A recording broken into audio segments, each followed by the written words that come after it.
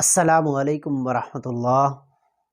میں ہوں عبد الجبار، آپ دیکھ رہے ہیں میرا یوٹیوب چینل اسلامک ٹپس۔ محمد عمیر اسلام آباد سے پوچھتے ہیں کہ اگر کسی کا قعدہ اولا یعنی 4 رکعت والی یا 3 رکعت والی نماز ہے، سنتیں پڑھ رہا ہے اور دوسری رکعت میں بیٹھنا بھول گیا، اتحیات نہیں پڑھا، تشہد نہیں پڑھا، تو وہ کیا کرے؟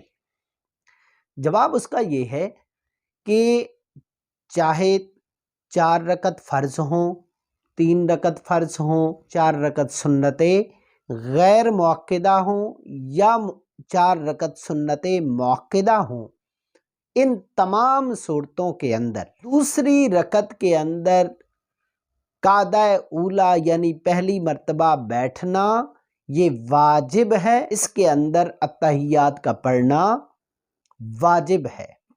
اگر کوئی بھولے سے رہ جاتا ہے یعنی دوسری رکعت میں اس نے سجدے مکمل کرنے کے بعد کھڑا ہو گیا اور قعدہ نہ کیا، بیٹھا نہیں، اتحیات نہیں پڑھی، تو اب وہ کیا کرے گا؟ وہ سجدہ سہو کرے گا تو اس کی نماز مکمل ہو جائے گی۔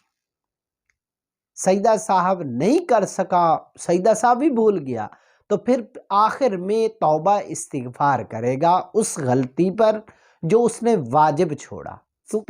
یعنی جب بھی واجب غلطی سے چھوڑے، اگر جان بوجھ کے چھوڑا تو پھر تو نماز دوبارہ پڑھنی پڑتی ہے، اور اگر غلطی سے چھوٹ گیا نا واجب، پھر اس پہ سجدہ سہو ہی کرنا پڑتا ہے، اور اگر سجدہ سہو بھی نہ کر سکا تو پھر توبہ استغفار کرے گا۔